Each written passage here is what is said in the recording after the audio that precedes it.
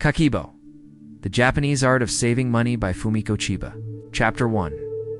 A Quiet Life of Reflection. It was a crisp autumn morning when Hana, a young woman living in the busy metropolis of Tokyo, sat down at her small kitchen table, a warm cup of green tea steaming in front of her. She glanced around her modest apartment, the morning light filtering through the paper-thin curtains, casting gentle shadows on the walls. Life was comfortable enough, but there was an underlying feeling of unease. Despite her steady job, Hana often felt as though her finances were slipping through her fingers. She had just enough to get by, but no real savings, no security for the future.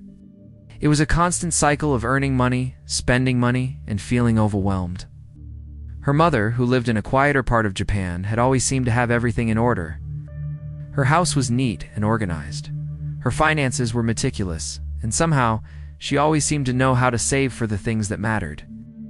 Hana admired her mother's ability to manage her money with such calm and precision. It was something Hana had never quite figured out. One day, while scrolling through social media, Hana came across a post that caught her eye. Kakeibo, The Japanese Art of Saving Money. The book was gaining popularity. It's promising a simple, mindful approach to managing finances, a way of saving money while living in harmony with the rhythm of life. Hana was intrigued. Could this be the answer she had been looking for? Chapter 2. The Concept of Kakeibo. Later that evening, Hana sat down with the book in hand. The author, Fumiko Chiba, introduced the concept of Kakeibo, centuries-old Japanese method for managing money. It wasn't just about creating budgets or cutting expenses, it was about a mindful approach to saving money. Kakeibo focused on bringing awareness to one's spending, setting clear financial goals, organizing money in a way that felt intentional and meaningful. For Hana, this sounded like a breath of fresh air in a world full of quick fixes and financial stress. Kakeibo was more than just a method. It was a philosophy, a way of integrating your values with your financial decisions. The key was in making conscious, deliberate choices with your money. Hana felt the immediate appeal. She had always been a spender, without much thought about her purchases. But Kakeibo encouraged a deeper look into why she spent money, helping her reconnect with her goals and priorities. Instead of living in reaction to expenses, she could start living intentionally.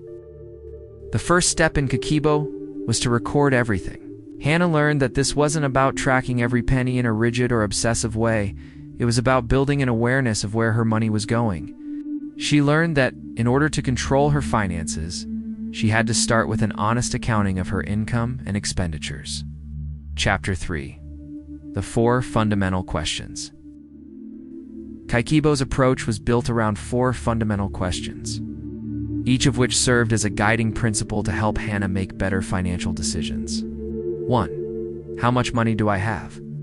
Hana learned that the first step in Kakeibo was knowing exactly how much money she had coming in and going out each month. This included salary, savings, and any additional income. For Hana, this meant confronting the reality of her financial situation, which was uncomfortable at first, but empowering in the long run.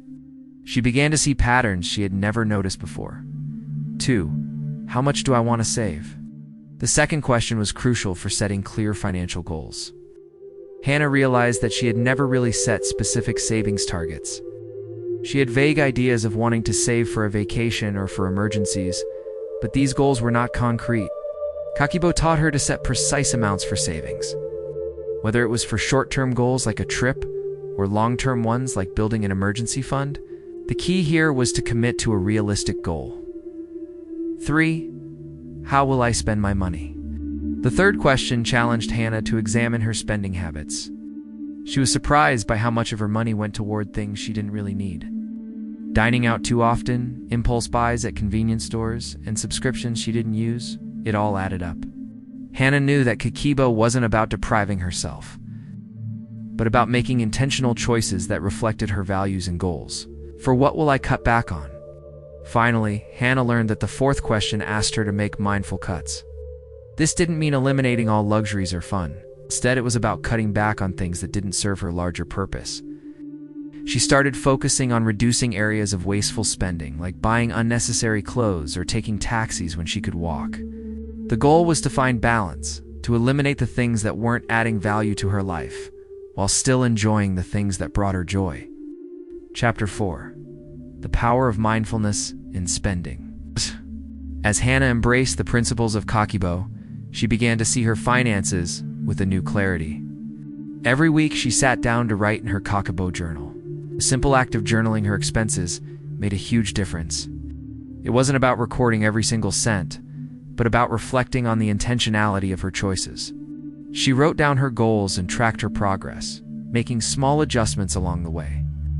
One of the most profound lessons Hana learned was the idea of mindfulness in spending. Before making any purchase, Hana would ask herself the Kakeibo question: is this really necessary? It wasn't about guilt. It was about being thoughtful. She learned to appreciate the beauty of minimalism, not in a restrictive way, but as a way to make room for things that truly mattered. It became a ritual for Hana to slow down and consider each expense, making sure that it aligned with her values. Her first success came after several weeks of mindful spending. Hana realized that by cutting back on small, habitual purchases, she had saved more than she expected. Instead of dining out 3 times a week, she began cooking at home and packing lunches. She set aside the money she saved into a separate account, watching her savings grow. Chapter 5. The Emotional Connection to Money. As Hana continued her practice, she became more aware of the emotional connection she had to money. She realized that her spending was often tied to her feelings, whether it was stress, boredom, or the desire for instant gratification. Kakeibo taught her to recognize these emotional triggers and to find healthier ways to cope with them. For example, when Hana felt stressed after a long week at work, she would often buy something online as a way to feel better.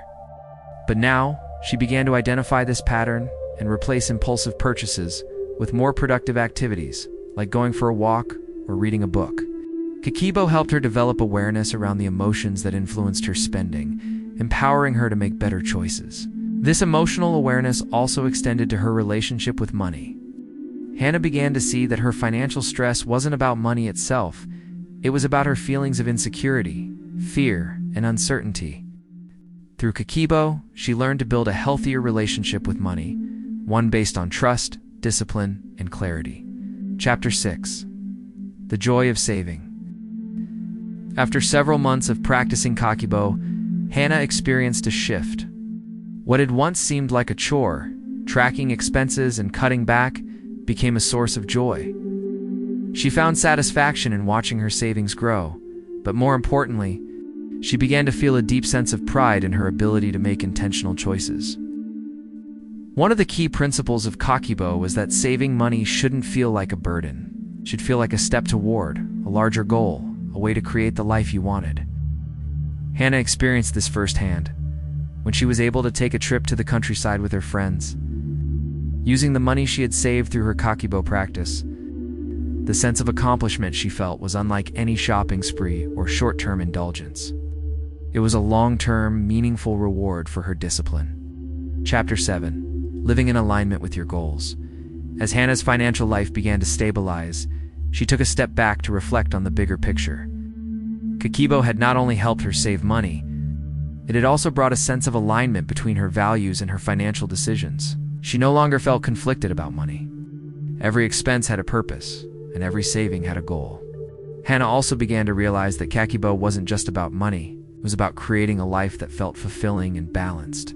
By focusing on what mattered, she had created space for experiences and moments that brought her true happiness. Her new mindset allowed her to prioritize relationships, health, and personal growth over fleeting material desires. Her savings continued to grow, but Hana no longer thought of it as simply accumulating wealth. It was about creating opportunities, whether for her future, her family, or her dreams. She now saw money as a tool for enhancing her life, rather than something to be feared or avoided. Chapter 8. A Life of Purposeful Spending. As Hana sat on her balcony one evening, looking out at the glittering lights of Tokyo, she realized that Kakeibo had done more than just organize her finances. It had given her a sense of control and peace. The chaos that once surrounded her money had been replaced by clarity. She wasn't just getting by, she was thriving. By practicing Kakeibo, Hana had learned to live with intention, both in her financial decisions and in her life. Money was no longer something that controlled her. It was something she could control. She had learned to spend mindfully, save purposefully, and live with clarity. With a sense of pride, Hannah closed her Kakeibo journal for the night. She knew that her financial life wasn't perfect, but it was in order, and that, for now, was enough.